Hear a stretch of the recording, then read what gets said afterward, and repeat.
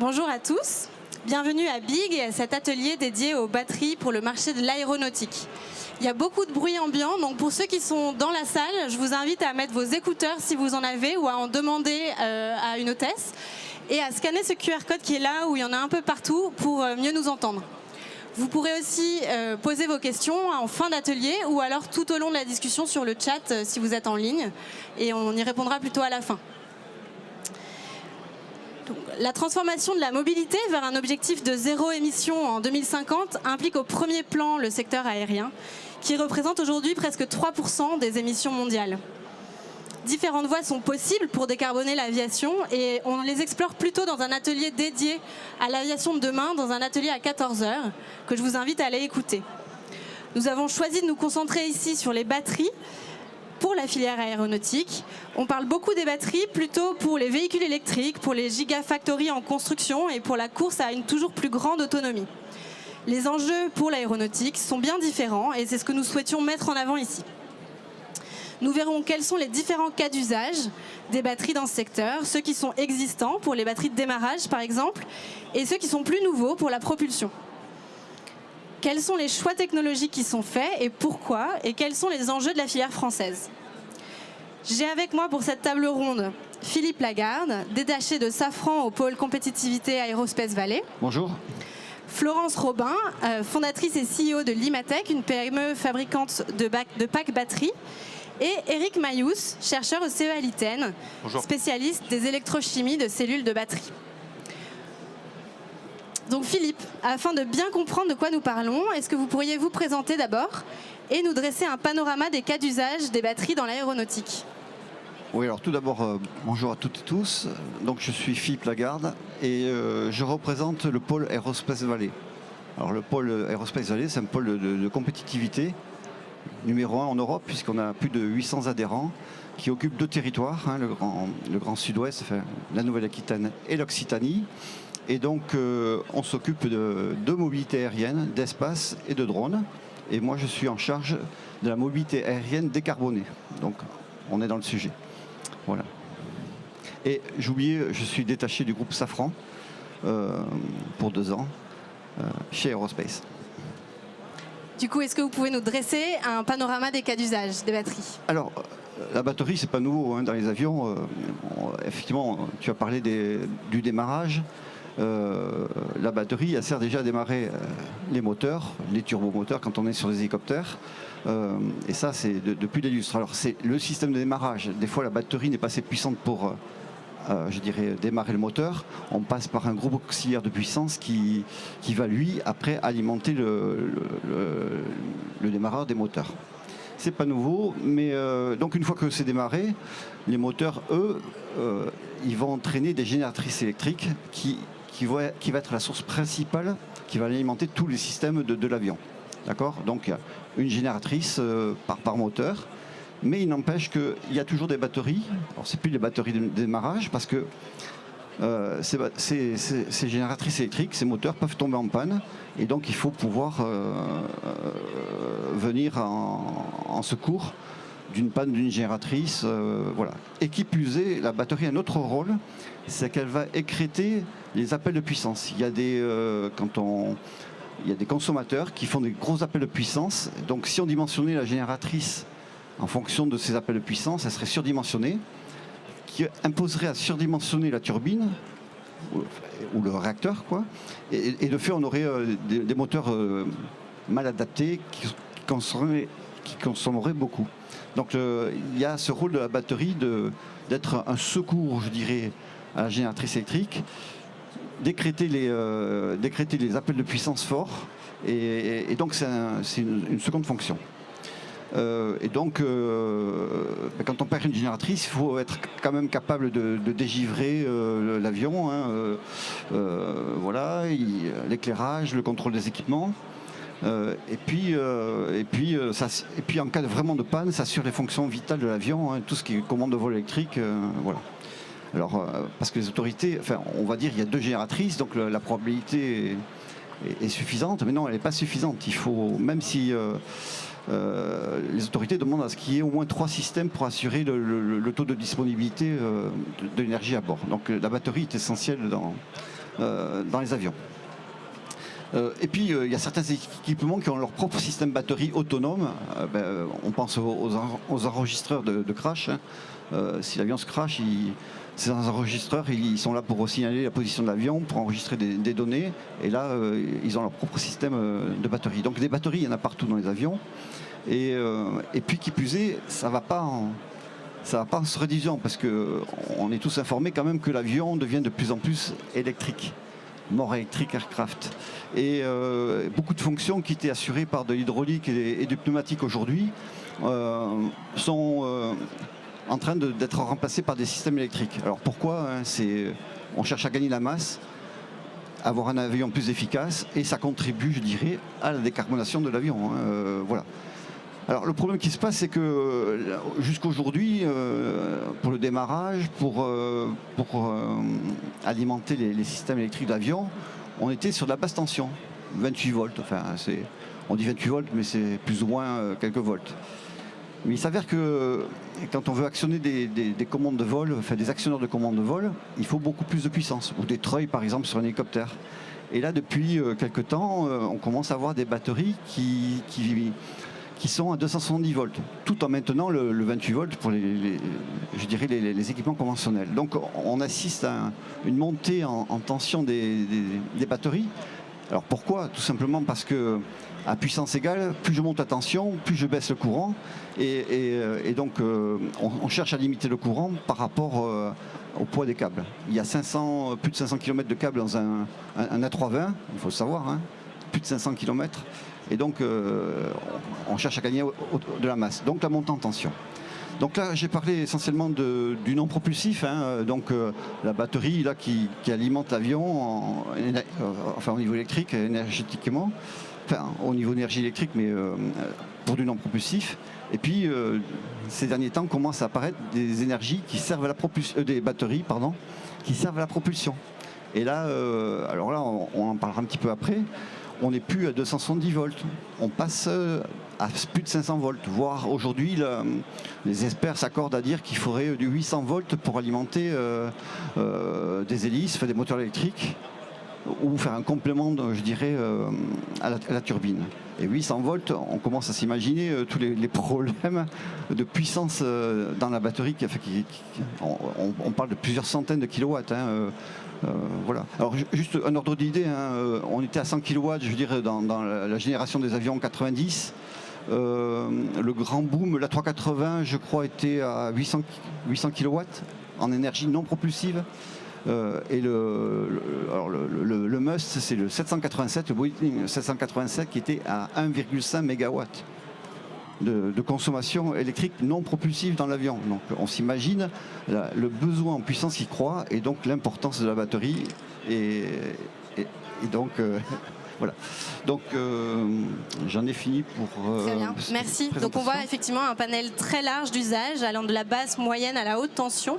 Et vous, Florence, vous avez décidé de vous lancer sur le secteur de la basse tension, des batteries de démarrage et d'alimentation d'urgence du réseau de bord.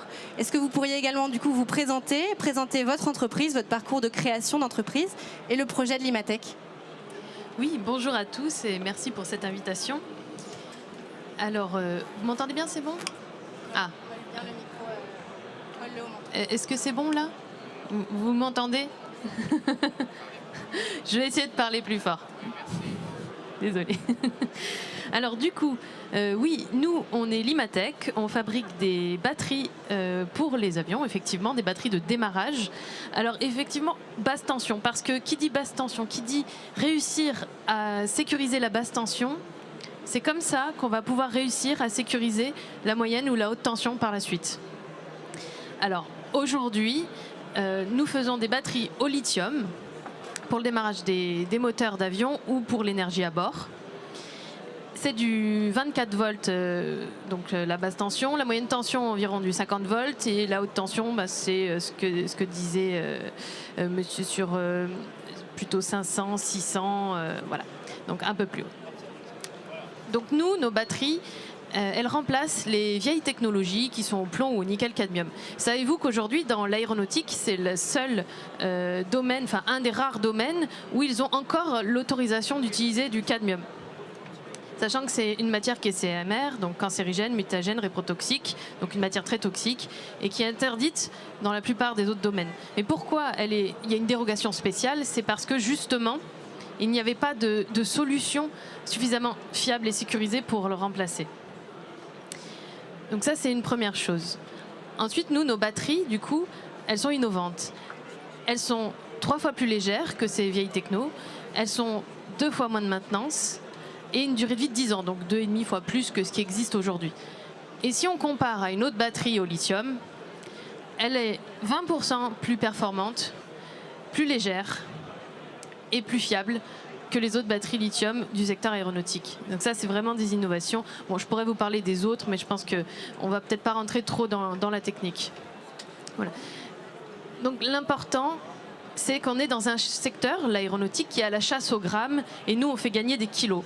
Par exemple, sur un hélicoptère, on peut faire gagner 25 kilos. Sur un A320, 120 kilos. Donc là, ça devient très intéressant.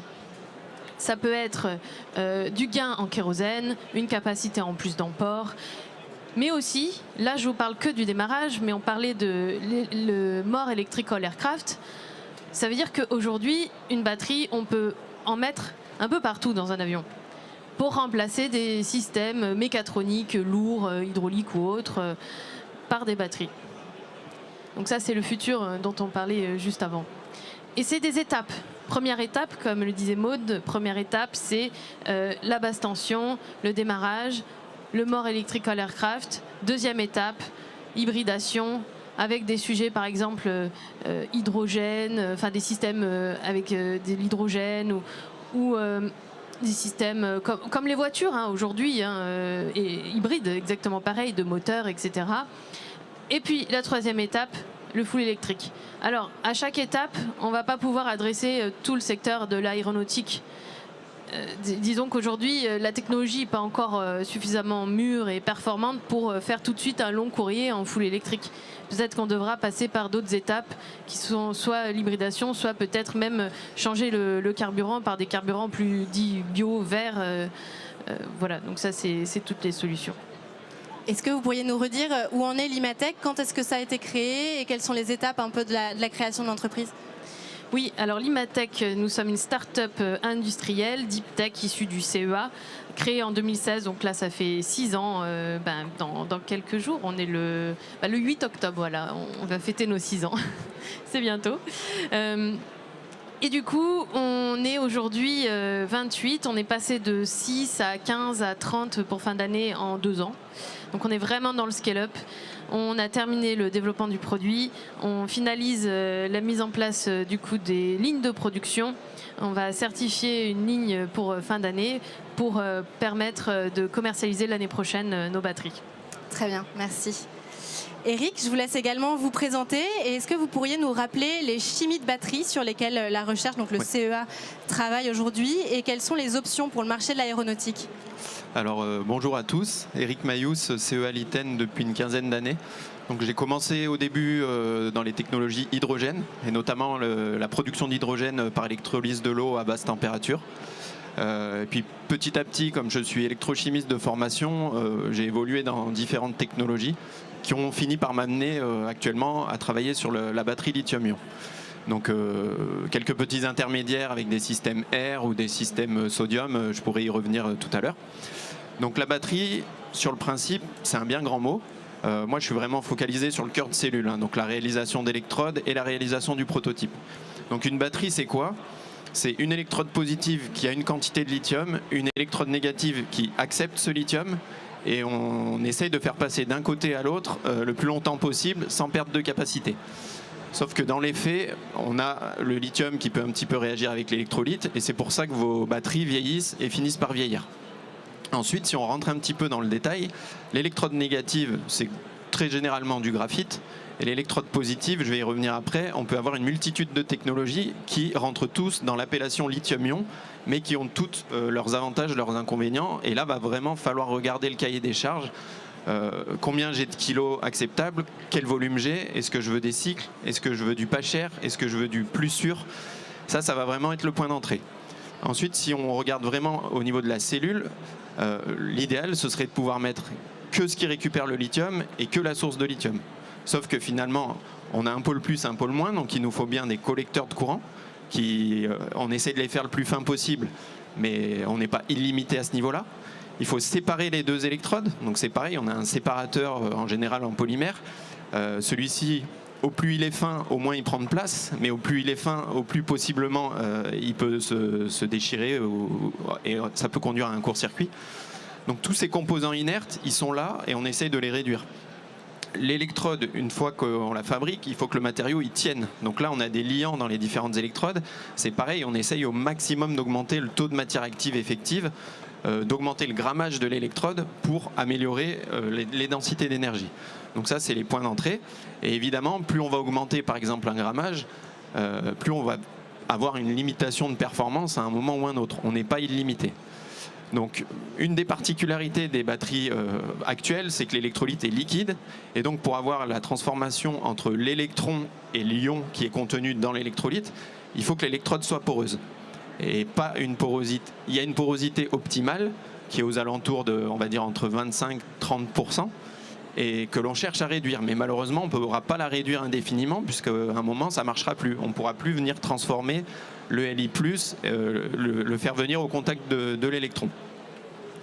Donc voilà, si on parle vraiment sur les matériaux d'électrode positive, là, actuellement, ce qui a le vent en poupe, que l'on a à peu près tous dans nos téléphones ou maintenant dans les véhicules, c'est les matériaux NMC, donc nickel, manganèse, cobalt, qui ont la particularité d'avoir la plus haute capacité embarquée pour 1 gramme actuellement. Par contre, ces matériaux, ils ont une tension de fonctionnement un peu élevée et ils sont relativement instables avec l'électrolyte. Donc il faut contenir l'instabilité. Et d'un point de vue sécurité, on y reviendra tout à l'heure, notamment dans l'aviation, c'est pas encore l'optimal, mais néanmoins on voit que c'est très commercialisé et qu'on les utilise dans les voitures. Ensuite, on peut citer le LFP, lithium fer phosphate, qui donc a un petit peu moins de tension, mais alors je suis moins intégrateur système, mais il a l'avantage, je dirais, d'avoir une tension très constante, un plateau. Donc ça, sur la gestion de la batterie, ça peut avoir son importance. Et puis, lithium fer phosphate, ça veut dire pas de nickel, pas de cobalt, qui sont des matériaux assez critiques. Je pense qu'on pourra y revenir aussi tout à l'heure. Donc voilà, ça c'est typiquement le choix qu'a fait Limatech. Et puis commence à émerger, notamment en Chine, avec par exemple la société KTL qui commercialise des véhicules, vraiment la réalisation de batteries sodium-ion au niveau de performance assez proche du LFP. Donc le sodium-ion, son avantage aussi, c'est que le sodium est plus abondant, moins utilisé que le lithium, et on peut avoir aussi des avantages sécuritaires, puisque l'électrode négative permet de ne pas utiliser de cuivre, c'est de l'aluminium, et donc on a la possibilité de stocker la batterie à 0 volt. Et ça, c'est très important, puisque ce n'est pas le cas en lithium-ion. Donc ça veut dire qu'en lithium-ion, vous avez une batterie qui va rester au niveau cellule autour de 2,7 volts quand on la considère déchargée. Mais si vous faites un contact direct entre le plus et le moins, ben vous avez encore de l'énergie.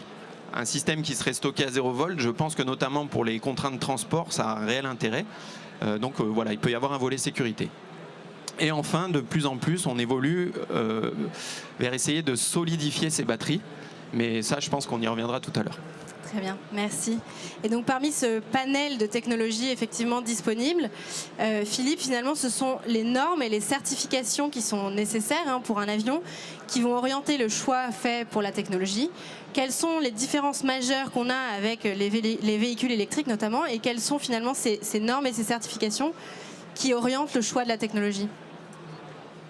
Oui, alors la batterie lithium-ion, moi je l'appelle plutôt un système de batterie, parce que par rapport aux batteries conventionnelles, les batteries lithium-ion ont une couche de hardware et de software qui gère la batterie plus fort, pardon, et qui gère la batterie donc de façon effectivement à éviter que la batterie, les cellules se déchargent trop et créer un emballement thermique avec un risque de propagation d'une cellule à l'autre et amener un feu ou une explosion.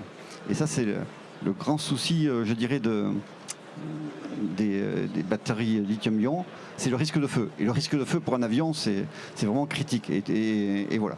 Et donc on se souvient tous que déjà quand on monte dans un avion, à un moment, au tout début des portables et tout ça, on ne devait pas les mettre en soute, et je crois que c'est toujours vrai. Et puis on se souvient surtout de l'aventure du 787, du Boeing 787, où ils ont eu une batterie qui a pris feu.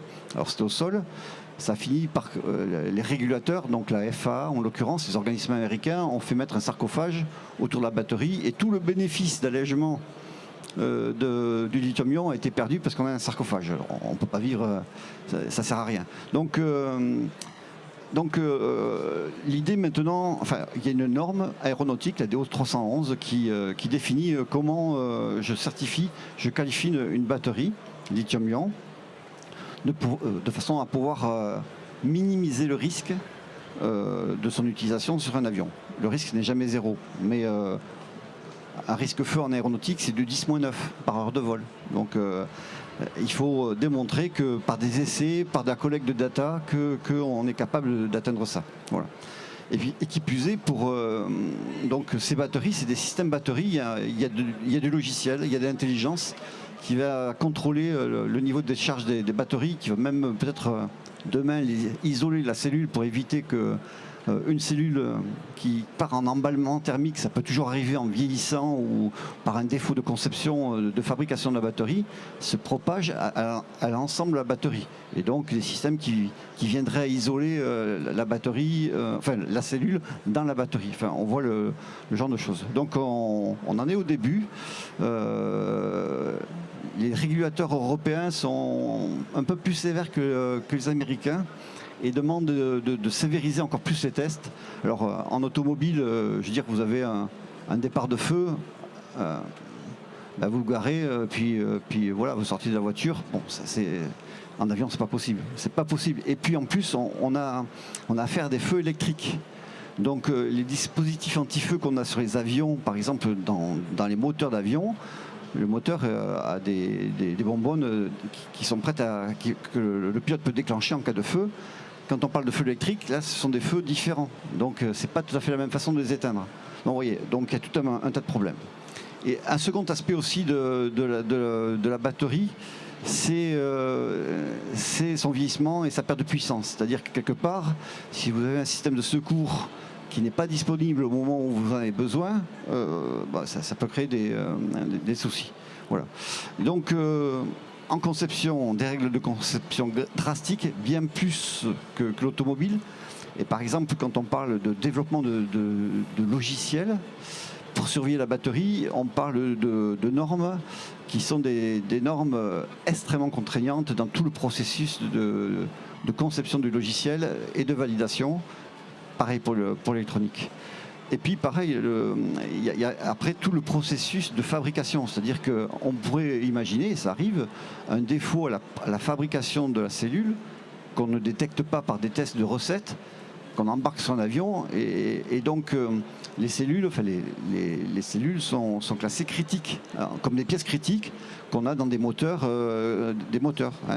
Quand on fabrique un moteur, on s'assure, on ne peut pas démontrer que par la recette, il n'y a pas de défaut de conception, par exemple un défaut de matière, mais par contre, dans le processus, par exemple, de qualification des fournisseurs, on s'assure que depuis la naissance, je dirais le début de la fabrication jusqu'à la fin, il y a un processus normé. Voilà. Alors le souci qu'on a aujourd'hui par rapport aux cellules, c'est que nos cellules, mis à part l'Imatec, et heureusement que l'Imatec arrive, elles sont coréennes ou elles sont chinoises. Donc comment aller s'assurer que nos amis chinois ou coréens ont fabriqué la cellule avec toute la qualité qu'il faut. Ça, c'est une problématique réelle. C'est-à-dire que, en plus, les cellules automobiles et les cellules aéronautiques, aujourd'hui, elles ne sont pas différenciées. Donc c'est un réel souci. Et c'est pour ça que nos régulateurs, les gens qui autorisent l'usage commercial des batteries lithium-ion, enfin des avions équipés de ça, ils hésitent un peu, quoi. Hein, vous le comprenez. Voilà. Donc processus de conception, processus de fabrication et puis d'intégration après. Et voilà, donc tout ça s'améliore hein, parce qu'il y a de plus en plus quand même de cellules, de batteries dans la nature. On collecte les données et ça enrichit les bases de données. Mais c'est un long processus et ça explique pourquoi Florence nous a dit qu'elle commençait par la basse tension parce que la basse tension, on a moins de cellules, donc quand même moins de risques de défaut. Et puis que progressivement, quand elle aura acquis l'expérience, elle va monter en puissance sur ces batteries et en tension aussi, puisque c'est un empilement de cellules qui fait la tension. Voilà. Merci. Florence, peut-être que tu veux compléter ce point sur l'approvisionnement en cellules, j'imagine, et nous expliquer un peu le choix du LFP, tu en as déjà un peu parlé, qui est le meilleur compromis selon vous pour le marché aéronautique et également pour l'environnement, peut-être un point là-dessus aussi. Oui, alors je tiens à préciser quand même une petite chose, c'est vrai que je ne l'ai pas dit tout à l'heure, mais dans le monde des batteries, il y a beaucoup de métiers. Il y a effectivement ceux qui fabriquent les cellules, et il y a ceux qui sont équipementiers, donc qui achètent des cellules et qui font la partie électronique, mécanique, software qu'il y a autour. Et comme le dit Philippe, aujourd'hui, effectivement, une batterie au lithium, ça devient un système complexe. Justement par la difficulté de mettre dans cette gestion, de créer des cartes électroniques de gestion de la sécurité des cellules. Nous, nos innovations sont clairement sur cette carte électronique. Alors on ne fabrique pas les cellules, pas encore, je dirais. Mais on a un plan, c'est-à-dire qu'on a la même problématique que beaucoup, c'est qu'elles viennent aujourd'hui de Chine, voilà, en grande partie. Et on a notre fabricant qui souhaiterait créer une usine en Europe. Et moi je pousse pour que ce soit en France. Ce serait vraiment le top pour nous. Bon, ça c'est un autre sujet. Parce qu'effectivement, toutes les gigafactories en France aujourd'hui qui produisent les cellules ne produisent pas de LFP. C'est exactement ça. Le souci. Exactement ça. Et ce qu'on voit, c'est que finalement, le LFP, pour nous, ne prévoit pas de produire, parce qu'elles ne produisent pas encore. Mais... C'est ça. C'est long aussi. Hein. C'est comme dans l'aéronautique, tout est long. Et pourquoi c'est long ? Comme le disait Philippe, c'est parce qu'il faut passer des normes aéronautiques qui sont très difficiles, surtout sur l'électronique et le software. Alors maintenant, par rapport effectivement à cette chimie, donc comme le dit Eric, c'est très important de choisir la bonne chimie. Alors nous, on s'est aidé du CEA, on est issus du CEA et on a travaillé pendant longtemps avec eux pour trouver justement le meilleur compromis pour l'aéronautique. Et on n'a pas regardé au niveau de la cellule. Parce que si on regarde au niveau de la cellule, comme le dit très bien Eric, le LFP n'a pas des très bonnes performances par rapport à d'autres cellules comme le NMC, le LCO. Mais par contre, au niveau du pack, une fois qu'on a mis les cellules dans le pack avec la mécanique, l'électronique, le software, et qu'on se rend compte que finalement on est sur une chimie qui est très stable, et qu'il n'y a pas besoin de mettre un sarcophage autour, comme on le disait, puisqu'elle monte en emballement thermique à 300-350 degrés maximum, contrairement à du NMC qui monte à 1200 degrés. Ce qui est très difficile d'un point de vue mécanique à contenir. Et donc une fois qu'on a fait notre pack, on se rend compte qu'avec des cellules au LFP, on a un pack qui est très léger. Et donc au niveau du pack, on est quasiment identique finalement que les cellules NMC ou quand on a mis le sarcophage et tout ce qui va bien autour, quoi. Donc ça c'est très important pour l'aéronautique, c'est pour ça qu'on a fait ce choix-là, toujours l'histoire de la chasse au gramme, hein, c'est le secteur. Mais on voit que même dans les autres secteurs comme l'automobile, avec par exemple Tesla qui a fait le choix du LFP pour son marché chinois, pour des questions de coût, pour des questions de sécurité aussi, on se rend compte que finalement ce choix-là va peut-être se généraliser d'une certaine manière dans l'industrie en général.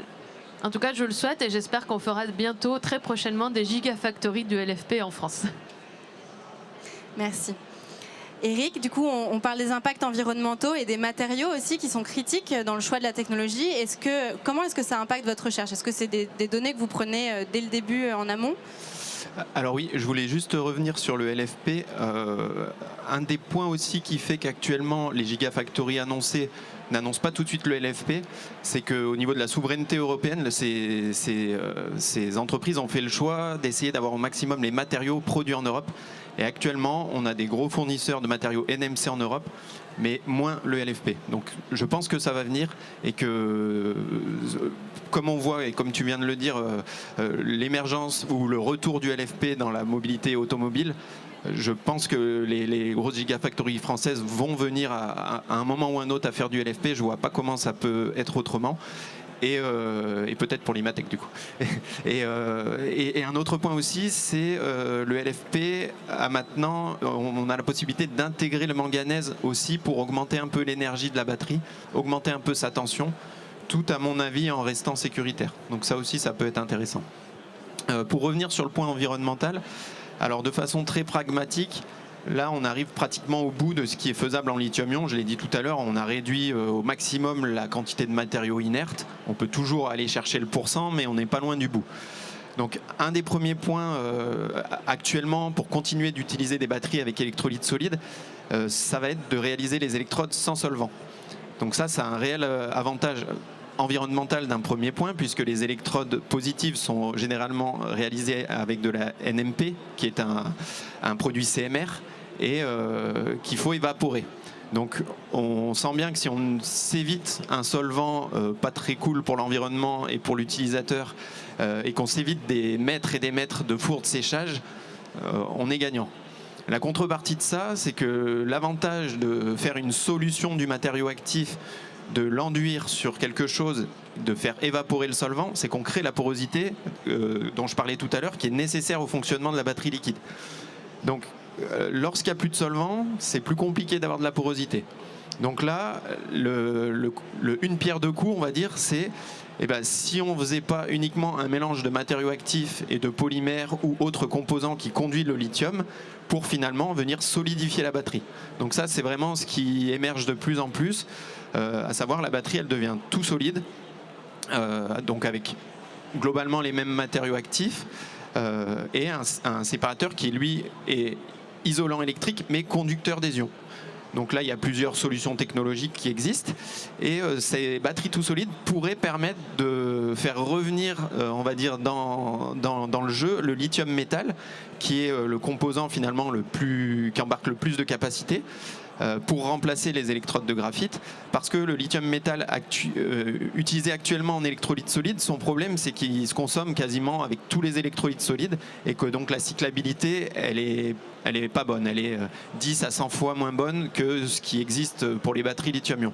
Donc ça pourrait éventuellement permettre, mais c'est vraiment du conditionnel, de réintégrer le lithium métal, donc d'avoir une électrode négative plus fine, voire éventuellement de ne plus mettre de lithium métal et uniquement compter sur le fait que le passage de la source de lithium de l'électrode positive vers un collecteur négatif en faisant des allers-retours suffirait, en supposant qu'on n'a plus finalement cette consommation de lithium dans l'électrolyte solide. Donc ça, c'est ce qui est en cours. On peut espérer peut-être des enjeux sur la sécurité également, mais vraiment, il faudra le vérifier. Donc c'est vraiment les développements du moment, mais on n'est pas encore au même niveau de performance parce que le lithium-ion, quelle que soit sa chimie, est quand même très performant et capable de faire beaucoup de cycles. Très bien. Et donc j'aimerais pour 10 minutes qui nous restent, avant de prendre des questions, aborder la propulsion 100% électrique. Eric, où est-ce qu'on en est de la densité d'énergie justement, et est-ce que c'est quelque chose qui est réalisable aujourd'hui, ou alors à quel horizon est-ce que c'est faisable? Alors ce qu'il faut voir, c'est que globalement, 1 litre, 1 kilo de kérosène, il y a un facteur 50 sur l'énergie embarquée par rapport à 1 kilo de batterie. Donc après, si on rentre un petit peu dans le détail, ça veut dire, alors on a fait quelques petites simulations avec des hypothèses très très grossières, puisqu'après il faudra considérer le fonctionnement même de l'avion, les variations de puissance, le fait qu'un avion ne va jamais consommer la totalité de son kérosène s'il doit être dérouté ou autre. Mais on arrive, là je parle dans un premier temps au niveau cellule, Pour faire voler par exemple un avion régional d'une centaine de personnes, il faudrait au minimum au moins 1000 Wh pour 1 kg embarqué, sachant qu'actuellement les meilleures cellules, on est à 250 pour le NMC. On va plutôt être à 180 pour le LFP à l'échelle cellule. Ce que disait Florence tout à l'heure, c'est qu'il faut considérer que si on embarque 1 kg de cellules, pour le mettre en œuvre, grosso modo dans l'aviation avec toutes les contraintes, on va rajouter 700 grammes. On va pratiquement doubler la masse. Donc les 1000 que je disais, on devient 1700 kilos, enfin 1700 Wh pour 1 kg. Ça commence après à devenir compliqué. Et donc là, tout ça mis bout à bout, en plus, ne prend pas en compte l'autonomie. C'est-à-dire que quand on a beaucoup de kérosène, généralement, plus l'avion est gros, plus il y a de personnes, donc plus il est lourd et plus il vole longtemps. Là, les petites simulations dont je vous parle, ce serait maximum 1 heure. Voilà. Et après, alors Philippe en parlera certainement mieux que moi, mais va falloir aussi considérer le côté est-ce que techniquement l'avion est capable. Il risque probablement de falloir adapter les avions, puisqu'on sait qu'un avion il peut pas atterrir avec le plein, en gros. Il a une masse qui évolue et il est dimensionné comme ça. Si on met que des batteries, sa masse elle sera fixe du début à la fin. Donc si on va un peu plus loin dans le raisonnement, est-ce que la piste d'atterrissage elle est adaptée? Est-ce que si l'avion il doit voler 4-5 fois par jour, on est capable en bas de le charger et de le charger vite? Donc voilà, tous ces éléments mis bout à bout font qu'on n'y est pas encore, mais pour la mobilité légère, il y a des petits prototypes qui existent avec des petits avions de 2 à 10 places qui permettent de voler quelques minutes, voire quelques heures. Très bien. Et Philippe, du coup, vous voyez passer des projets de ce type? Il y a des acteurs français présents sur ce créneau? Complètement, il y a beaucoup d'acteurs, mais je veux revenir là sur le message d'Eric. Effectivement, le facteur d'intégration d'une cellule dans un avion et dans un pack batterie, il a émis un chiffre de 1,7 par rapport à la cellule, par rapport à la surcroît de masse en fin de compte. Alors ça s'explique, et ça c'est une différence essentielle par rapport aux véhicules, et je reviens sur la question précédente, aux véhicules terrestres, c'est qu'en aéronautique, les normes nous imposent de faire des tenues aux vibrations sévères, tenues aux vibrations, tenues au crash, qui font que si par exemple il y a un posé dur d'un avion, il ne faudrait pas qu'un morceau métallique vienne percer une cellule et générer un feu, c'est ça. Donc je dirais le packaging de la batterie, et Florence ne va pas me démentir, pour l'aéronautique est bien plus, je dirais, bien plus lourd et bien plus résistant que pour une voiture. Et ça explique, je dirais, ce fameux coefficient d'intégration de 1,7 qui dit que... Alors, c'est là où des fois on est un peu troublé dans la presse de voir des gens qui annoncent au niveau cellule des chiffres astronomiques. Une fois qu'elles sont intégrées avec tout le packaging et l'électronique par-dessus, effectivement, on se retrouve avec des choses, je dirais, plus cohérentes. Alors, je reviens maintenant sur la propulsion. Effectivement, ça c'est un phénomène ces dernières années. La batterie qui était utilisée en aéronautique de façon non propulsive, donc pour fournir de l'électricité à bord, eh bien, on entrevoit maintenant de lui faire un rôle propulsif.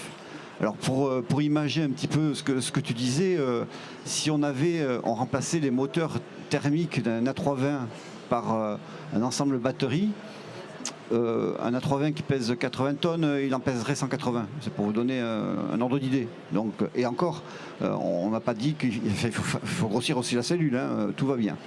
Il y a un second effet pervers à avoir une batterie, c'est que quand on a un réservoir carburant, au fur et à mesure qu'on vole, le carburant, on le consomme et l'avion s'allège.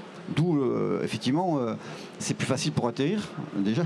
Et puis, plus l'avion s'allège, moins il y a besoin de carburant. Une batterie, la masse, elle est au début et à la fin du vol. Et ça, sinon, c'est qu'il y a un gros problème. Oui. Bon, voilà. Non, mais c'est pas pour ça qu'on ne s'autorise pas à avoir des batteries dans les gros avions. Alors ça c'est, je reprends ma casquette safran, mais la batterie peut être une aide quand même dans les gros moteurs thermiques. On imagine pouvoir intégrer des moteurs électriques dans le moteur thermique pour faire des aides sur certaines parties du moteur de façon à adapter le point de fonctionnement, de façon à ce que le moteur soit le plus efficace à la fois au décollage et en croisière. En gros, il y a quand on décolle, il y a besoin de 100% de puissance. En croisière, il n'y a besoin que de 50%. On a un moteur qui n'est pas toujours adapté. Donc la batterie pourrait alimenter un moteur électrique dans le réacteur de façon à optimiser le point de fonctionnement du réacteur en fonction des conditions, des phases de vol. Alors ça c'est la recherche, hein, on en est en proto. Donc les gros avions, c'est réglé, ils auront des batteries, mais vraiment de façon limitée. Maintenant, quand on parle d'avions plus petits, et c'est là où il y a vraiment des choses qui se passent, et notamment dans le sud-ouest. Alors, je suis du sud-ouest, hein, mais et chez Aerospace, on anime un tas toute une communauté. Et avant-hier, on a fait un forum à Bordeaux et on en refera un fin novembre à Toulouse sur l'aviation légère. Et là, il y a une dizaine d'avions légers qui se préparent à faire du vol. Alors, soit tout électrique. Et alors, pour info, il y a déjà un avion qui est certifié tout électrique. C'est le Pipistrel Vélis. Seulement, il est certifié avec une réglementation de l'EASA, le régulateur, sur l'avion très léger. Donc, ils n'ont pas les mêmes contraintes. Il y a 2 personnes à bord. Alors, il faut savoir que le Vélis, hein, c'est un petit avion, il fait moins de 800 kg et il vole 45 minutes. Il a un peu de réserve pour se poser au cas où la piste soit pas libre. Et puis, en fonction de la température, s'il fait froid ou il fait chaud, ça peut agir sur la durée de vol, l'autonomie. Donc voilà. Mais il est certifié, ils sont en train de voler, ils en vendent. Et puis, il y a déjà des écoles de formation en France qui sont en train de l'acheter pour commencer les premiers tours de piste aux élèves. Donc, c'est pas rien, on ne part pas de rien et ça démarre. Mais à côté de ça, on a des jeunes startups françaises comme Volt Aero, Elixir Aircraft, Aura Aero, Beyond Aero, on a une dizaine qui sont en train de concevoir des avions électriques ou hybrides électriques. Alors hybride électrique, c'est quoi ? On vient de voir que la batterie, c'est une autonomie limitée et rien à horizon, je dirais 10-15 ans, va doubler, même en doublant, l'autonomie, ce ne sera pas suffisant. Et donc, l'hybride électrique, c'est de faire fonctionner une batterie et un moteur thermique en parallèle. En parallèle ou en série. Alors, il y a plusieurs techniques d'hybridation, mais peu importe. L'idée, c'est que on veut décoller sans émettre d'émissions, on décolle en batterie. Et dès qu'on veut faire un peu d'autonomie, hein, pour faire 100 km, enfin 200, 400, 500 km, là, le moteur thermique vient soit recharger la batterie, ou soit fonctionne en parallèle de la batterie. Alors, il y a plus, voilà, Et donc ça, c'est des choses qui existent. Et Volt Aero est en train de certifier un avion qui s'appelle le Cassio. Ils ont déjà fait un proto qui tourne, qui a fait le tour de France. Ils sont en train de certifier un avion hybride électrique avec ce processus. Donc voilà, la batterie propulsive, alors on parle de centaines de kilowatts, voire de plusieurs centaines de kilowatts. Donc on est dans des ordres aussi de puissance qui sont phénoménales, quoi. Et donc là, les autorités, effectivement, sont un peu inquiètes, quoi. C'est-à-dire qu'on n'a pas assez de recul, on commence à embarquer des batteries d'une tonne ou comme ça dans des avions, qu'est-ce qui va se passer ? Enfin, voilà, donc la certification prend du temps et voilà. Et puis il y a quelques ULM aussi qui commencent des protos d'ULM qui commencent à voler en électrique. Donc ça c'est pas mal aussi, hein, par rapport. Alors il y a un avantage électrique dans les petits avions, je voudrais le signaler parce que on entend beaucoup les riverains se plaindre des petits avions, de tourisme et tout ça. Et ce qu'on pense avec l'électrique, donc la batterie alimentant un moteur électrique qui lui fait tourner l'hélice, c'est qu'on va pouvoir optimiser le bruit de l'hélice. Parce qu'un moteur électrique, on peut maîtriser son système sa rotation plus facilement que sur un moteur thermique. Et donc on va lancer des études d'optimisation de bruit de façon à réduire les émissions acoustiques. C'est aussi une autre problématique. Et si on arrive à ça, ça permettrait à la France de retrouver une grandeur qu'on a eue dans le passé, mais qu'on avait perdue dans l'aviation légère, de développer des avions moins bruyants et éco-responsables, on va dire. Hein, voilà. Et puis, juste pour finir, oui, j'ai oublié de signaler aussi qu'il y a une société toulousaine, Ascendance Flight Technology, qui sera à la table ronde de 14h, qui lui va faire de l'hybride électrique aussi sur un VTOL. Alors, c'est quoi un VTOL ? C'est un aéronef à décollage vertical, mais au lieu d'avoir un rotor, ou comme sur un hélicoptère, il a plusieurs rotors. Voilà. Et ça permet de faire des usages de transport urbain ou périurbain. Voilà. Donc, j'ai fini. Très bien. Et pour terminer, du coup, Florence, est-ce que vous envisagez de vous diversifier sur ce créneau? Est-ce que vous avez une demande de la part de clients pour que vous y alliez? On a énormément de demandes de la part du coup de toutes les startups que Philippe a déjà citées aujourd'hui, et puis bien d'autres aussi à l'international également, Joby ou toutes ces startups-là. Nous, on reste vraiment focus fil rouge, donc il ne faut pas non plus trop qu'on se diversifie. Aujourd'hui, il faut vraiment qu'on accède à notre marché, et puis aussi qu'on fasse nos preuves quelque part. Donc on commence par la basse tension, mais on travaille déjà sur des projets de moyenne tension aujourd'hui. Et d'ailleurs, merci à la BPI, parce qu'on a été lauréat d'un financement AAP Batterie pour justement préparer le futur. Voilà. Très bien, mais est-ce qu'il y a des questions dans la salle? Oui, très bien. Attendez. Nouvelle génération qui peut faire, en gros, ça a été publié, un facteur 15 à 20 par rapport à Solar Impulse. C'est pas rien, pour des raisons extrêmement concrètes et précises qui reposent sur des matériaux avancés qu'on ne développe pas en France, mais qu'on développe en Chine et qui vont bientôt sortir avec des batteries qui seront beaucoup plus performantes et pas simplement pour faire de l'esbrouf avec des effets d'annonce sur certaines valeurs exagérées. Donc ça, ce sont des choses qui sont en cours, qu'on n'a pas l'air d'être beaucoup au courant en France. Et ensuite, il y a, pour les applications électrosolaires, je répète, facteur 15 à 20 par rapport à Solar Impulse. Bien sûr, on ne va pas faire voler un Airbus A380 avec ça, c'est évident. En revanche, pour les avions jusqu'à 8 ou 10 places, il y a de la place, y compris en association à ce que vous avez bien montré pour les avions électro-hybrides. Électro-hybride plus du solaire, c'est quelque chose de très concret. Et qui peut avoir une utilité autre que celle qu'on a essayé de développer avec quelques avions qui ont traversé les Alpes ou l'avion de Donnelly. Pourquoi? Parce qu'il y a des panneaux solaires qui peuvent être beaucoup plus efficaces avec de l'anti-réflexion, avec des doubles couches telles qu'on les utilise dans le spatial des nouvelles générations, et qu'on peut les associer avec des nouveaux matériaux qui rendent ces panneaux solaires qui n'ont rien à voir avec ce que propose EDF avec sa filiale ENR, qui ne sont que des technologies coréennes d'il y a 25 ans. Donc vouloir faire des extrapolations sur ces choses-là avec des technologies qui sont maintenant dépassées de 25 ans, il faudrait réactualiser un peu les choses et commencer par regarder ce qui se fait un peu plus en avant en Chine dans les milieux plus technico-scientifiques avancés. Et ça, il y a un grand problème de communication qui existe actuellement pour exploiter ces choses-là, et en particulier en France. Voilà, excusez-moi, je suis expert de ces questions-là.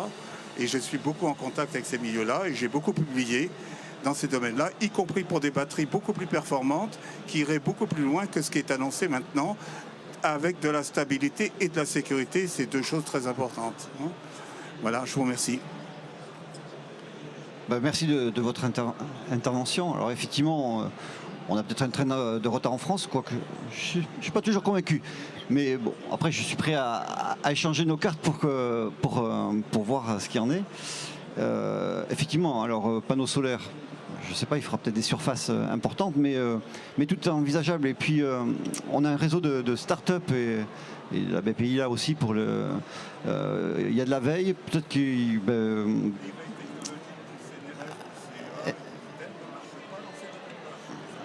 Eh bien, peut-être que...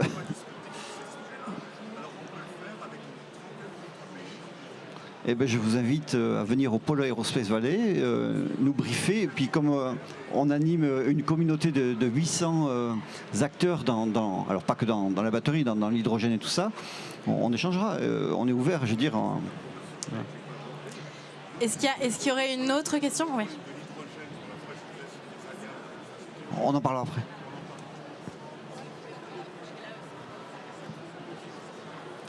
Oui, bonjour, Julien Cholin, BDO Advisory. J'ai une question par rapport, au-delà de la technologie, la concurrence d'approvisionnement avec la mobilité électrique. Vous parlez aujourd'hui qu'il n'y a pas de Gigafactory en LFP, mais même s'il y en avait une, il y aurait probablement un besoin, une demande très forte côté véhicule électrique. Comment l'industrie aéronautique va se différencier et va finalement sécuriser son approvisionnement quand le besoin se fera sentir? C'est une bonne question.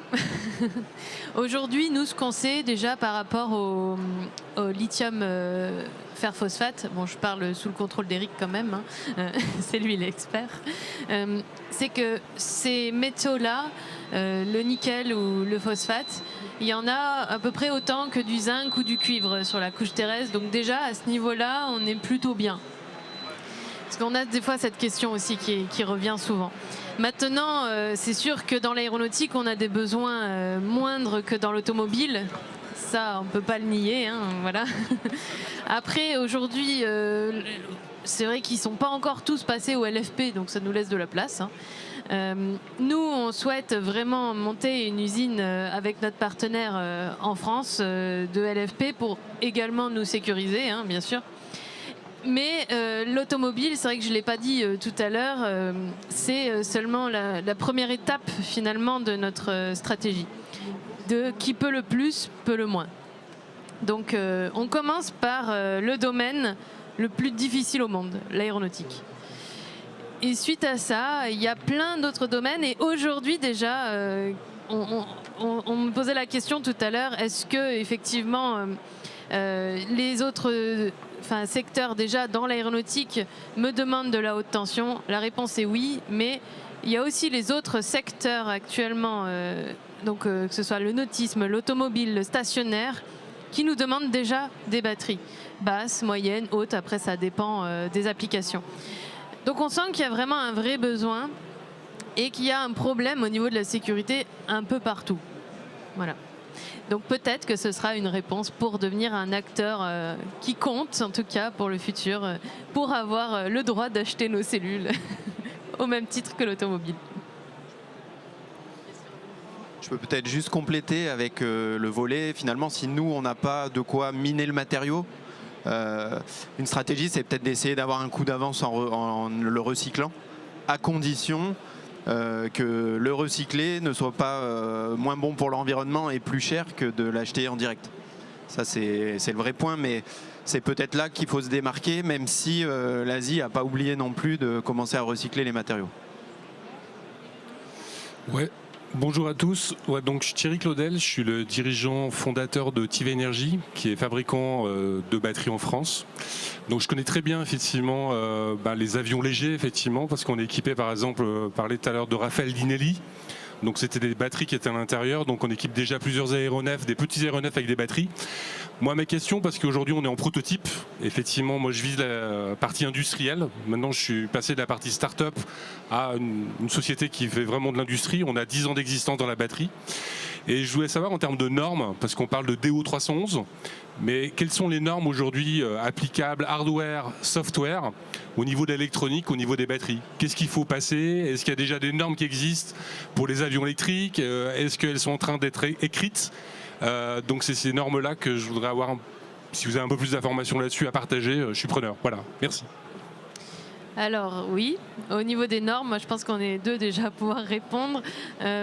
Du coup, il y en a plusieurs. Alors la norme, on va dire, globale aéronautique, c'est la DO 160. Voilà, ça c'est tout ce qui est environnemental, vibration, choc, dont on parlait tout à l'heure.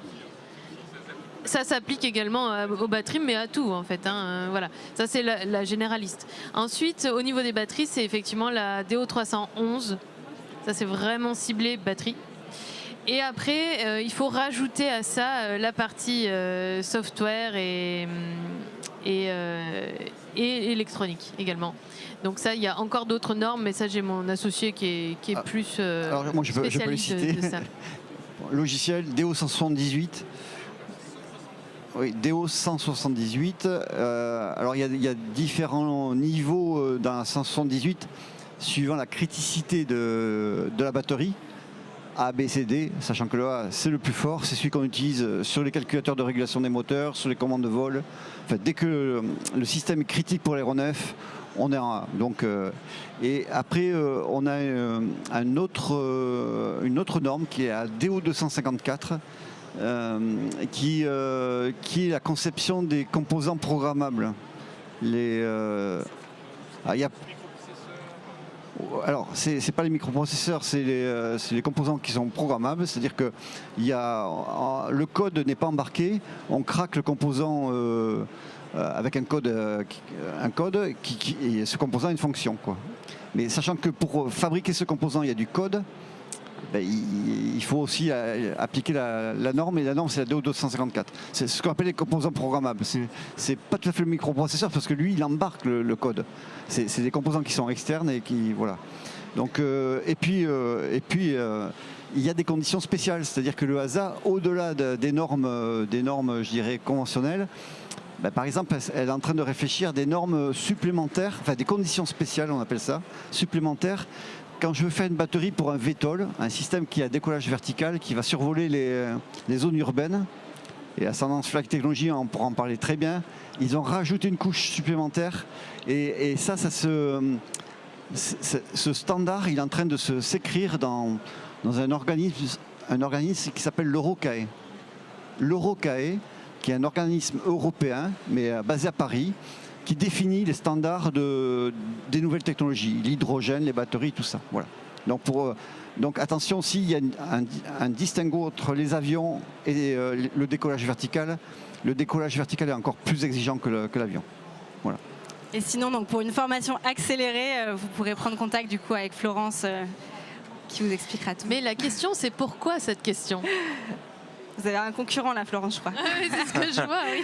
On va prendre 2 dernières questions en essayant d'aller très vite. À 3, on va essayer. J'ai une question pour Eric concernant les électrolytes solides et le lithium métal. Le niveau de safety, qu'en est-il de l'emballement thermique? Qu'en est-il de la densité énergétique? Alors c'est un petit peu le problème, c'est que tant qu'on n'aura pas une batterie performante solide, ce sera difficile de vraiment la tester en sécurité. Maintenant, il faut faire des pré-tests de sécurité, c'est ma conviction et notre conviction, pour pas non plus la faire et se rendre compte qu'elle est encore moins sûre. Donc c'est un petit peu ambivalent, j'ai envie de dire, entre la course à on développe un produit réel et on essaye d'anticiper la sécurité. Clairement, l'intégration du lithium métal qui peut faire des dendrites, qui peut faire un contact direct entre le plus et le moins, c'est pas sûr que ça se passe mieux. Mais pour le moment, malheureusement, il n'y a pas vraiment le produit commercial pour le prouver. Et au niveau des densités, on peut supposer que si on utilise les mêmes matériaux, on sera équivalent. Peut-être un petit peu mieux grâce justement au lithium métal qui prendra moins de place. Mais il n'y a pas de raison on est déjà tellement optimisé en liquide que ça ira pas bien plus haut. À part rupture, vraiment, changement de matériaux, utiliser de l'air, utiliser le soufre, utiliser des matériaux organiques peut-être. Mais alors là, c'est les générations... Actuellement, on parle de génération 3 en liquide, 4 en tout solide, et le 5, c'est le coup d'après. C'est l'air, le soufre, voilà. Merci. Bonjour. J'avais une question notamment concernant le recyclage et les processus de recyclage des batteries en France. On sait qu'il y a beaucoup de pilotes, que ce soit la Saft, Solvay, Total. Où en est-on? À quel état de maturité se trouve justement la recherche sur le recyclage et notamment la densité énergétique de la batterie post-recyclage? Alors je ne suis pas le mieux placé pour répondre à cette question, mais il y a une grosse activité au Liten sur ce sujet-là. On peut également citer Orano. Et donc je sais qu'il y a des spécificités sur les procédés de recyclage. Maintenant vraiment, qu'est-ce qu'il en est sur l'après-coup? Je ne peux pas vous répondre précisément. Mais je peux prendre la question. Bonjour, vous avez fait parfois référence à l'automobile. On commence à avoir quand même beaucoup de recul dans l'automobile sur l'utilisation des batteries, les problématiques de crash, où je ne sais pas dans quelle mesure elles ne sont pas au moins aussi exigeantes dans l'automobile, hein, puisqu'on bannit le crash, on bannit l'incendie lié au crash. Et ce qu'on gère dans l'automobile, c'est plutôt qu'est-ce qui peut se passer si l'incendie se produit donc pour pouvoir le circoncire. Donc vous donnez l'impression finalement que c'est un monde parallèle, moins exigeant, alors que pourtant il y a beaucoup de solutions qui ont été trouvées dans les plateformes automobiles vis-à-vis du crash, vis-à-vis des vibrations, vis-à-vis de la tenue à la thermique. Donc est-ce que vous avez plus de contacts que ce que vous donnez l'impression pour essayer d'aller justement pas réinventer d'autres normes ou d'autres solutions par rapport à ce qui se passe dans l'automobile? Merci pour la question. Oui, effectivement, c'est pas deux mondes parallèles. C'est non, parce que en fait, les batteries viennent du même endroit, quoi, quelque part. Après, je pense qu'il y a le terme d'intégration. Moi, je dis quand même qu'en tout cas, c'est les normes aéronautiques et c'est nos régulateurs qui nous imposent des choses qui sont peut-être exagérées, hein, je ne dis pas, mais bien supérieures à la batterie, à l'automobile. Et donc, de fait, c'est pas des deux mondes parallèles. Je pense qu'il y a une grosse inquiétude de nos régulateurs de dégrader la safety. C'est-à-dire qu'aujourd'hui, hein, le souci qu'on a en aéronautique sur les choses innovantes, enfin sur les technologies innovantes, c'est que l'aéronautique, ça a 100 ans, enfin plus de 100 ans, hein, c'est du développement incrémental. Il n'y a jamais eu de grosses révolutions. Et puis là, on dit, ben maintenant on veut mettre des moteurs électriques, on veut mettre de la haute tension, parce qu'on parle de 800 volts avec les problèmes d'électrique, les problèmes de court-circuit, les problèmes de perturbations électromagnétiques qui sont amplifiés. Et puis les aspects batterie. Et tout ça l'un dans l'autre, les autorités, quand elles vont mettre le tampon, si on dégrade la safety, ça tue la filière. Ça tue la filière. Et donc effectivement, on n'est pas parallèle automobile, mais je pense qu'il y a... Ils prennent la ceinture et les bretelles. Ça, c'est évident. C'est évident. Donc, non, et puis on regarde ce qu'il fait dans l'automobile, parce que on voit bien que malgré les processus de conception, tout ce qu'on fait, ça ne sera pas suffisant pour dire je suis à 10-9. Si on ne prend pas les datas de l'automobile, on n'aura pas l'expérience suffisante. Donc voilà. Donc c'est pas de monde parallèle. Je pense que. Et puis l'automobile sur l'aspect électrique a été précurseur, et l'hybridation. Ça fait 20 ans maintenant que Toyota l'a lancé. Nous, on commence tout juste à la voir dans l'aéronautique. Donc, on s'inspire de... Puis même chez Safran, on a débauché quand même pas mal de gens de chez Peugeot. Donc, c'est pas pour rien. Donc, voilà, c'est pas des mondes parallèles. Même si, effectivement, il y a les régulateurs, le HASA et la FAA sont très prudents par rapport à ça. Merci. Et puis, voilà. On va devoir malheureusement s'arrêter là, mais la discussion peut bien sûr continuer juste à côté. On va devoir laisser la place au prochain atelier. Merci beaucoup en tout cas de nous avoir écoutés et à très bientôt.